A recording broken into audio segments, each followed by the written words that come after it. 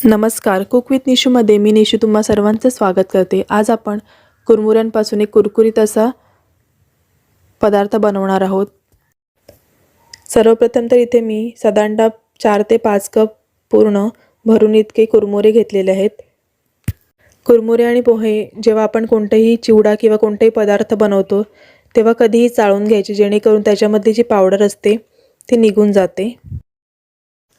आता low to medium फ्लेमवर कुरमुरे आपल्याला क्रिस्पी होईपर्यंत भाजून घ्यायचे आहेत।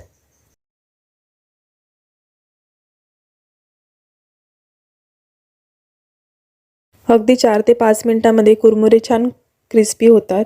तुम्ही ते बघू शकता, इतपत कुरमुरे क्रिस्पी झाले की आपण हे काढून घेऊयात।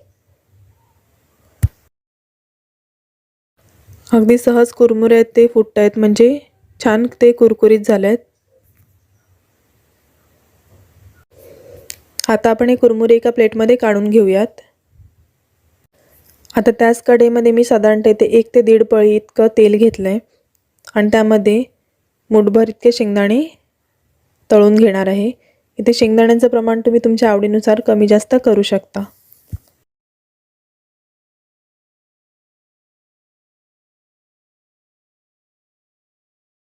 शेंगदाणे छान कुरकुरीत झालेत, आता आपण ते काढून घेऊया। या ठिकाणी तुम्हाला जर का काजू तळून ह्यात घालायचे असेल ते देखील तुम्ही ह्यामध्ये घालू शकता।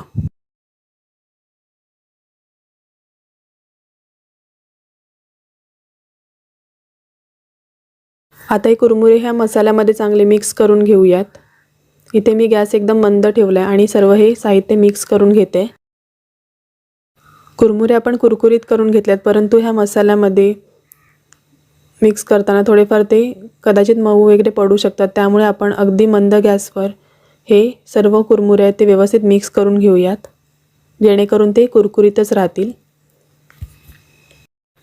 कोणताही बाहेरचा जास्तीचा मसाला न घालता आपण कुरमुऱ्यापासून अगदी कुरकुरीत असा चिवडा तयार केला आहे। तुम्ही ह्याला चिवडा किंवा भडंग देखील बोलू शकता।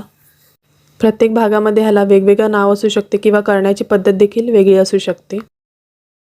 आता हे सर्व मिक्स करून झाले। आता मी गॅसची फ्लेम आहे ती बंद करते आणि इथे चवीनुसार मीठ तसेच अगदी चमचाभर इतकी पिठी साखर घालते।